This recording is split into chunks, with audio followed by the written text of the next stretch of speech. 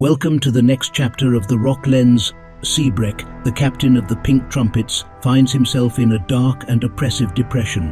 The loss of several of his brave companions in the latest harrowing offensive left a deep mark on his spirit. Stripped of his imposing armor and despising the iron whip that was once his trademark, Seabrec wanders aimlessly, lost in a sea of stormy thoughts. Sadness leads him to take refuge in the temple, a place of solemnity and remembrance where majestic statues of his fallen comrades stand as silent guardians. Among those cold stones, Seabrec spends his days and nights submerging himself in a sea of melancholy and nostalgia. There he finds a certain peace, albeit laden with a sorrow that clings to his heart like a dark cloak. Meanwhile, Kogan, the captain of the guard, has given the order to reorganize the troops. The ranks of the inner guard squad are cut in half from 10 to just 5 brave soldiers. The mayoress, Captain Kogan himself, and 3 other dwarves of great value who continue to be part of that select group. The remaining 5 have been distributed among the other squads, taking with them their invaluable experience to share with their brothers in arms. Training intensifies, and each soldier gains knowledge and skills at an accelerated rate, preparing to meet the challenges ahead. Avuz, the soldier imprisoned from the previous episode, remains naked in his cell, waiting for the moment to be released and to recover his armor. Meanwhile, the rest of the fortress has managed to renew their equipment, except for some canteens that will soon be made and replace the old and worn ones. 2 goblin raiders creep into the entrance hallway. The high-pitched barks and howls of the guard dogs alert the soldiers, who rush to respond. Like unexpected shadows, the goblins are intercepted in the narrow passage that leads to the hole where the bodies of lifeless enemies are thrown. It seems as if the goblins know the grim fate that awaits them. The soldiers surround their prey, easily trapping them and ending their threat. But the 2 intruders do not arrive alone. A 3rd raider goblin, named Estror, bursts into the hallway nervously. His eyes have landed on the corpses of his kin scattered by the entrance, and a feeling of restlessness seizes him. With hardly any time to react, he runs into Cog, the experienced soldier who still holds the wooden training sword in his hands and has been found alone in the hallway with the intruder. However, Cog's prowess is undeniable. Strike after strike, his wooden sword finds its mark in the goblin's body, tearing through its hood and leaving instant purple marks on its greenish skin. The goblin, desperate to defend himself, strives to counterattack, but each attempt is in vain in the face of the veteran soldier's skill. During a relentless chase, Cog inflicts a beating on the goblin, giving it no let-up or chance to recover. It is then that, at a crucial moment, the captain of the guard makes his entrance. With quick, precise movements, he drives his sharp spear through the goblin's head, taking the life out of it in a single thrust. It is clear that the captain cannot allow Cog to enjoy that moment of victory, since his duties and responsibilities as a father also require his attention. Led, the captain's son, had ventured into the woods on the hill that day, and concern is reflected in the brave leader's eyes. Accompanied by a group of soldiers, including Cog, the captain rushes to follow the boy and ensures his safety. Scolding and worry entwine in her words as she guides her son back to safety. Only after making sure Led is safe can the captain take a moment to breathe and watch the end of this dangerous situation. The experience has taught a valuable lesson to the fortress, and as a result of the incident with the captain's son, cage traps have been set up at the end of the hall in hopes of capturing any enemy who dares to cross that door and threaten the security of the fortress. In addition, several dwarfs are engaged in training the 4 adult dogs in combat, enhancing their deep howls and giving them a deadlier bite. Those fierce creatures have become a perfect harmony for the imposing voice of the mountain. Seabrec is in a gradual recovery process, seeking solace and distraction in the tavern. His dark thoughts and the heaviness of depression begin to give way before the possibility of resuming his life and contributing to the community again. With her mind still cloudy and bottled up, she recognizes that finding purpose and immersing herself in work could be the key to her recovery. He decides to go in search of the mayor, hoping to get her permission to resume his skills as a jeweler and offer his talents to the community. Before assuming the position of captain of the Pink Trumpets, Seabrec was recognized as a competent craftsman in jewelry, but the passage of time and his immersion in the darkness of war have left some rust in his skills. Despite this, the mayoress reserves an exclusive workstation for him. He knows that the familiarity of those shiny objects and the meticulous care that their elaboration requires could be a balm for his wounded soul.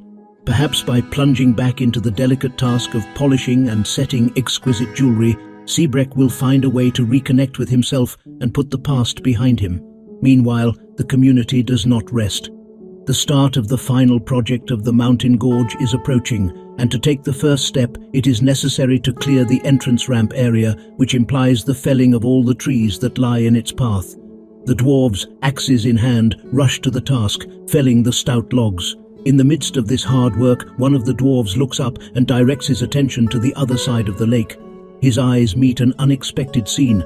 A majestic yak, part of a herd that roamed the surrounding area, has suffered a tragic accident and has plunged down the cliff, vanishing in an instant in the crystalline waters of the lake after colliding with the rocks. Sharp rocks of the ravine, smashing its two mighty horns in the process. In the midst of the deep melancholy that surrounds Seabrec, for no apparent reason that he can discern, perhaps prompted by his failed visit to the mayoress, who is inexplicably absent from her office, the former captain falls prey to uncontrolled rage. Eager to unleash his wrath on the first soldier who crosses his path, he sets out on a fearless journey through the corridors, determined to find an opponent. That's when he bumps into Zon, the skilled crossbowman, and charges at him with a raised fist, seeking to deal damage.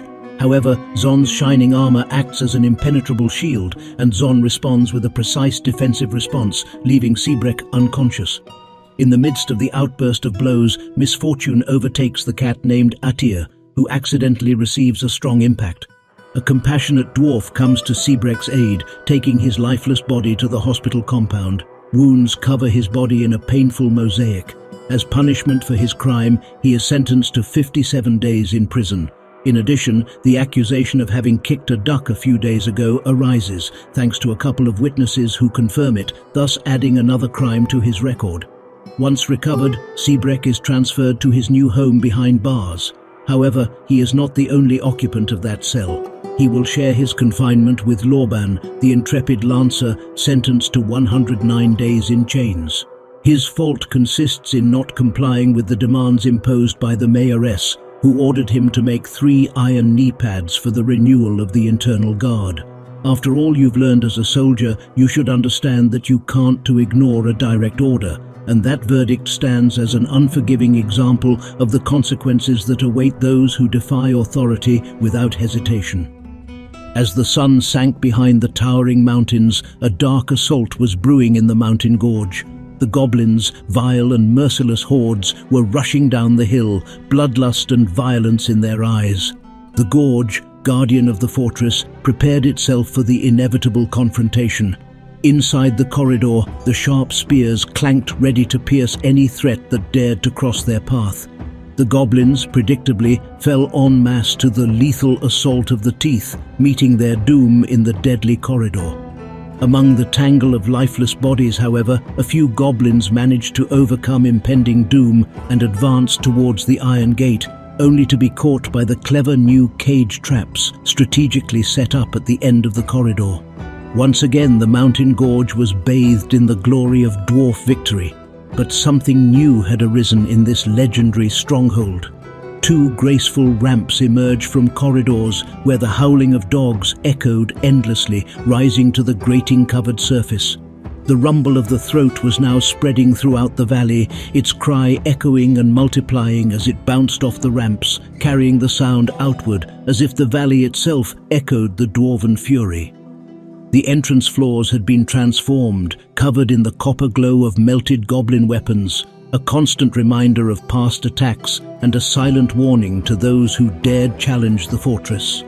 At each end of the doorway, 2 majestic statues of dogs, cast in bronze, guarded the passage, their eyes glowing with a menacing glow. A ramp-shaped roof extends over the entrance, protecting it from the weather. Atop this roof, 3 bronze statues represented the brave heroes fallen in past battles, honoring their sacrifice and reminding all defenders of the fortress that their duty was eternal.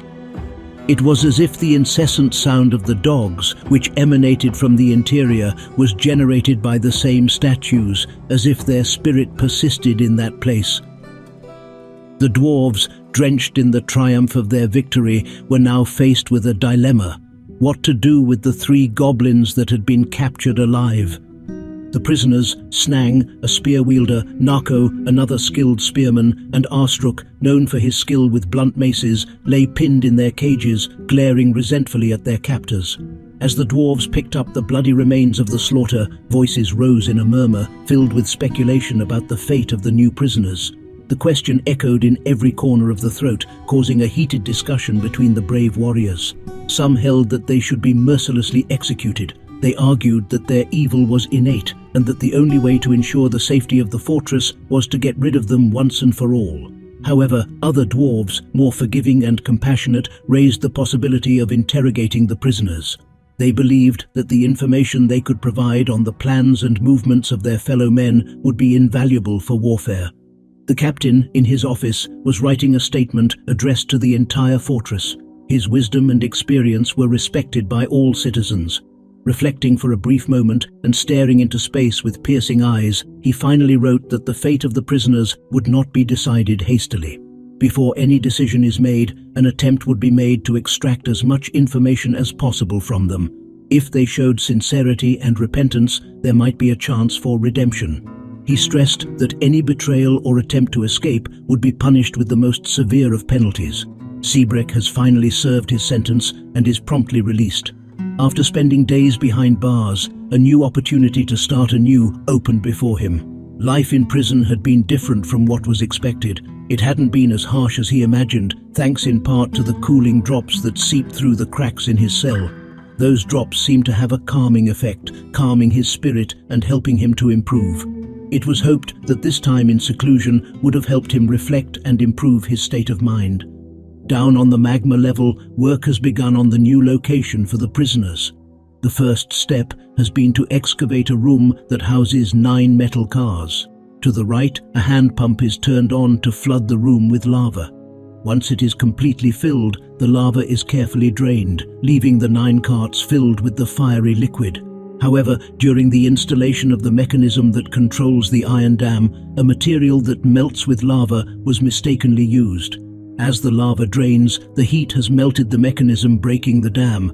Although it is an oversight that could have caused serious problems, luckily the drainage continues safely and the lava disappears, revealing that the seemingly lost carts are still there, now filled with lava inside. Once the lava had been completely drained from the underground room, a group of dwarves strove to carefully move the carts full of that burning liquid to the upper floor of the fortress. There, at the top of a temporary walkway, the carts would find their final purpose. Meanwhile, hard-working citizens with deft hands and eyes full of anticipation prepare for the crucial moment. The first 3 cars, symbols of the imminent transformation, are carefully positioned on the tracks that lead to the lake. With a slight coordinated push, lava flowed from the carts into the water like a cascade of fire meeting the serenity of the lake. In that fleeting moment, a burst of sparks and sparkles danced in the air as the lava quickly cooled and solidified, transforming into obsidian. A small island emerged in the middle of the lake, a jewel born from the intense embrace between fire and water. The dwarves, marveling at the spectacle they themselves had created, continued their work. They removed the empty carts and prepared to repeat the process once more, ensuring that the small island grew and grew stronger with each new lava spill. With each spark and clash between opposing elements, the island expanded, its outline becoming more defined and its presence more imposing. Finally, the climactic moment arrived. The obsidian island was complete, like a perfect jewel in the midst of serene waters. With a mixture of pride and satisfaction, the dwarves prepared to cut her off from the lakeshore. A brave dwarf, defying fate with every step, reached the makeshift platform and removed the last support. With a shuddering crash, the platform plummets into the water, generating a wave that rose with force and carried with it the copper ingots that still remained on the newly formed island. However, by a fortuitous miracle, no dwarf was swept away by the destructive wave.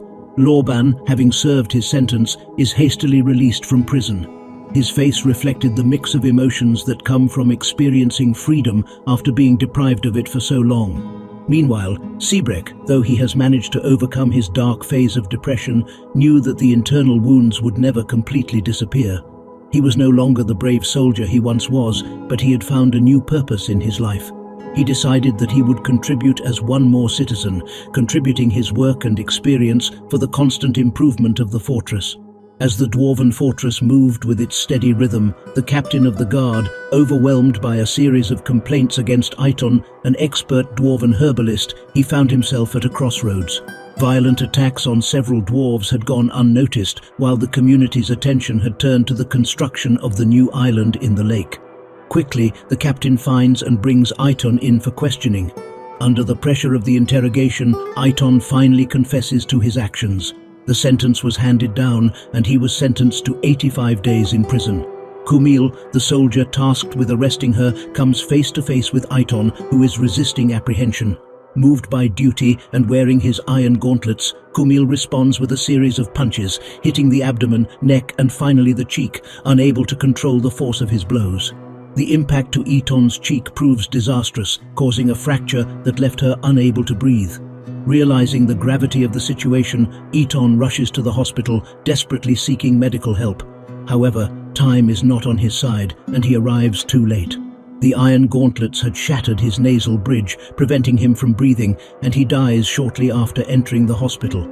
The violence unleashed by Kumil went unnoticed by the community, the situation being overshadowed by the tragic death of Iton. Although Iton knew that he must face the consequences of his actions, he had chosen to challenge an experienced soldier of the inner guard. With respect and consideration, a tomb was built and a tombstone has been placed on it, bearing an epitaph that would remember Iton and his legacy in the fortress. The dogs of the mountain gorge, once playful pups, have grown into mighty beasts of war. Trainers have spent tireless hours molding their ferocious nature and protective instincts into dwarf strength. Never before had the gorge resounded with such an imposing voice. The howling of the dogs rises into the air, wrapped in a combination of ferocity and determination. Its roar spreads throughout the valley, challenging any foe that dared to approach the fortress. The goblin army assembles once more to face off against the valiant defenders of the lens. However, this time the horde is led by two terrifying three-eyed demon turtles, colossal in size and covered in emerald scales. Smunstu and Negbzo, who stand out for their resistance and their ability to destroy everything in their path. As the goblin army advances towards the entrance of the mountain, Negbzo heads into the corridor. However, to his misfortune, a trap goes through his head and ends his life immediately.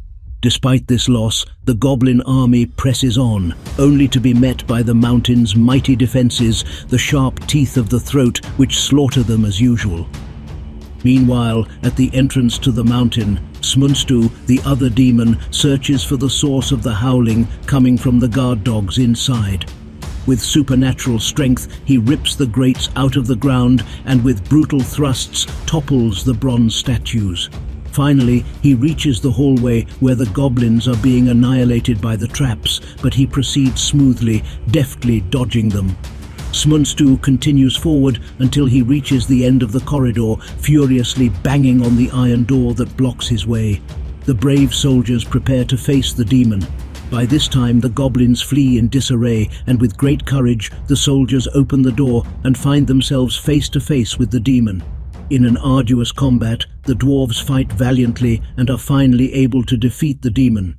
Nish, a rookie soldier, has dealt the finishing blow to the beast with his iron whip, inherited from Seabrec, and marks his first notable kill on his list.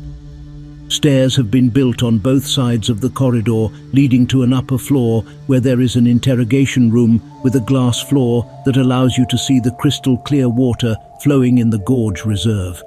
A central staircase leads to an islet where a small glass platform has been built over the water, 2 levels high, intended to house the goblin prisoners locked in cages.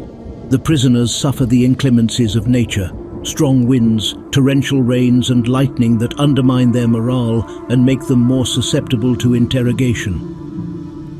At the dawn of time, long before the Common Era, some demons managed to escape from the underworld, the deepest realm on Earth, and rose to the surface, forging their own civilizations made up of goblins and other creatures. Being a demonic and evil race, the goblins lacked the ethical sense of the other races in that vast world. They did not have a centralized system of justice, jails, or established punishments, leaving disputes to be resolved between the parties involved. They found heinous acts such as animal torture, sacrifice, and oath-breaking acceptable, making them despised not only by the dwarves, but by all races that inhabited the world. The goblins regarded power as supreme, pursuing it with unwavering fervor. The mayor and her husband Kogan wait in the dark and oppressive interrogation room. Facing the goblins was like plunging into an abyss of evil and betrayal. He knew that to protect the fortress and win the war, he had to go inside his twisted mind and extract the truth. One by one, the goblin prisoners were subjected to a relentless interrogation. The mayor and her husband Kogan alternated in their questions, pushing the goblins to the limit of their endurance. The key was to break his will, wear down his resolve. As the pressure built, you could feel the truth coming closer and closer to the surface.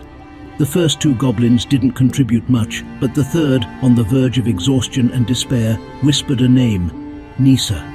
The goblin, dominated by fear and the certainty that his secrets would be revealed, began to blurt out more details. For a long time, the goblins have lived under the rule of the chief demon named Nisa, who has exercised strict control over the goblin civilization. Although at first the demon may have provided protection and certain benefits, over time it became increasingly tyrannical and exploitative. Under his leadership, the goblins suffered severe shortages of food and basic resources. The mayoress, in her revealing interrogation session, discovers that the betrayal and resentment that nests among the goblins towards their master Nisa could be decisive. But the plot twist is even more intriguing. The mayoress, with her sharp intelligence, brings up information that completely changes the landscape. He has discovered that Nisa has turned their ancient stronghold, Glovetmute, a symbol of power and greatness that was taken from them, the home of their cruel enemy. A mixture of indignation and desire to recover what belongs to them seizes her.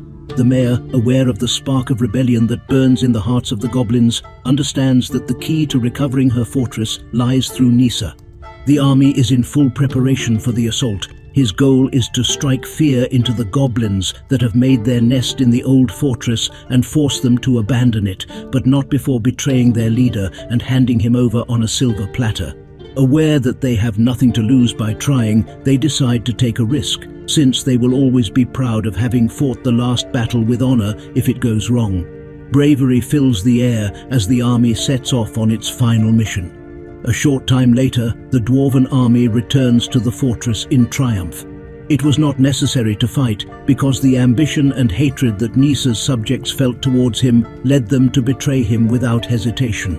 They handed over the fortress and the demon to the dwarves, who executed Nisa along with his closest generals, thus closing the circle of revenge. Furthermore, the release of a large number of citizens filled the halls with around 200 dwarves. The fortress was reborn under the rule of the Rock Lens, radiating new life and hope. Many citizens decided to move into the old fortress to help restore it and make it their new home. However, others chose to stay for various reasons.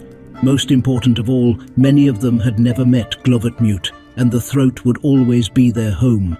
There they had built unbreakable bonds and forged indelible memories that tied them to that magical and meaningful place. Thus, in the midst of the reconstruction and rebirth of the fortress, those who decided to stay became the guardians of history and tradition, perpetuating the spirit of La Garganta in every stone and every whisper of wind. Thanks for watching the series. I hope you liked it. See you in the next one. Bye.